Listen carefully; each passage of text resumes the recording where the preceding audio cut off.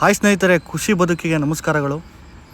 22 ದಿನ ಆದಮೇಲೆ ನಾಟಿ ಕೋಳಿ ಮರಿಗಳಿಗೆ ಯಾವ ಥರ ಆಹಾರ ಕೊಡಬೇಕು, ಆಹಾರ ಪದ್ಧತಿ ಹೇಗೆ ಅನ್ನೋ ತಿಳಿಸ್ಕೊಡ್ತಾ ಇದ್ದೀನಿ ನೋಡಿ.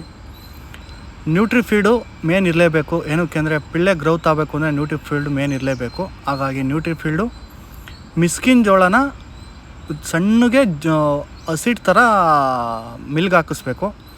ಆಮೇಲೆ ರಾಗಿ, ಇವು ಮೂರನ್ನ ಪೂರ್ತಿ ಚೆನ್ನಾಗೆ ಮಿಕ್ಸ್ ಮಾಡಿ ಒಂದು ಚೀಲದಲ್ಲಿ ತುಂಬಿಟ್ಕೊಂಡ್ರೆ ನಿಮಗೆ ಡೈಲಿ ಆಹಾರ ಕೊಡೋಕ್ಕೆ ಚೆನ್ನಾಗಿರುತ್ತೆ. ಇದನ್ನು 3 ಮಿಕ್ಸ್ ಮಾಡಿ ಹಾಕೋದ್ರಿಂದ ಪಿಳ್ಳೆ ಗ್ರೌತ್ ಆಗುತ್ತೆ. ರಾಗಿ ಮೇನ್ ಹಾಕೋದ್ರಿಂದ ಸ್ಟ್ರೆಂತ್ ಬರುತ್ತೆ, ನಾಟಿ ಕೋಳಿ ಮರಿ ಸ್ಟ್ರೆಂತ್ ಬರುತ್ತೆ. ಹಾಗಾಗಿ ನಾಟಿ ಕೋಳಿ ಮರಿಗೆ 22 ದಿನ ಆದಮೇಲೆ ಕೊಡಬೇಕು. ಇದನ್ನು 22 ದಿನ ಆದ್ರಾಗಿಂದ ಕೊಟ್ಟರೆ ಇದನ್ನು ಸ್ಟ್ರೆಂತ್ ಬರೋಕ್ಕೆ ತುಂಬ ಒಳ್ಳೆಯದಾಗುತ್ತೆ. ಹಾಗಾಗಿ ಇದನ್ನು ಕೊಡೋಕ್ಕೆ ರೆಡಿ ಮಾಡಿದ್ದೀನಿ.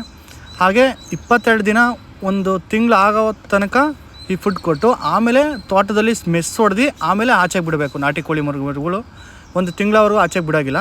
ಒಂದು ತಿಂಗಳಾದ್ಮೇಲಿಂದ ಆಚೆಗೆ ಬಿಟ್ಟರೆ ಆರಾಮಾಗಿ ಓಡಾಡ್ಕೊಂಡು ಆರಾಮಾಗಿ ತೋಟದ ಮಾಮೂಲಿ ಏನು ಹುಲ್ಲು ಸೊಪ್ಪು ಗೊಬ್ಬರ ಆ ಥರದ್ದೆಲ್ಲ ಕೆರೆದು ಕಾಲಲ್ಲಿ ತಿಂದ್ರೇ ನಾಟಿ ಕೋಳಿಗಳು ಆದಷ್ಟು ಸ್ಟ್ರೆಂತ್ ಬರೋದು, ಆದಷ್ಟು ಚೆನ್ನಾಗಿರೋದು, ಮಟನ್ ಎಲ್ಲ ಚೆನ್ನಾಗಿರೋದು. ಅಂದರೆ ಆದಷ್ಟು ಅದು ಕೆರೆದು ಅದರ ಆಹಾರ ಪದ್ಧತಿ ಅದೇ ತಿನ್ನಬೇಕು.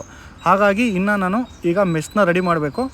ಈಗ 22 ದಿನ ಆಗಿದೆ. ಹಾಗಾಗಿ ಈ ಆಹಾರ ಕೊಡೋಕ್ಕೆ ನಾನು ರೆಡಿ ಮಾಡಿದ್ದೀನಿ. ನೀವು ಸಹ ಯಾರಾದರೂ ನಾಟಿ ಕೋಳಿ ಸಾಕಾಣಿಕೆ ಮಾಡೋರಿದ್ದರೆ ಈ ಥರ ಒಂದು ಆಹಾರ ಪದ್ಧತಿ ಕೊಡೋದ್ರಾಗಲಿ ಇಲ್ಲ ಒಂದೊಂದು ಸಾಕೋ ಪದ್ಧತಿ ಆಗಲಿ ಇದನ್ನು ಈ ವಿಡಿಯೋದಿಂದ ನೋಡಿ ನೀವು ಸಹ ಇದೇ ಥರ ಮಾಡಿ ಅಂತ ಹೇಳಿ ಈ ವಿಡಿಯೋದಲ್ಲಿ ನಿಮಗೆ ತೋರಿಸ್ತಾ ಇದ್ದೀನಿ. ಮತ್ತು ಹಲವಾರು ಬಗೆಯಾದಂತಹ ಮೆಷ್ನ ರೌಂಡ್ ಅಪ್ ಮಾಡಿ ತೋಟಕ್ಕೆ ಬಿಟ್ಟರೆ ತುಂಬ ಒಳ್ಳೆಯದು.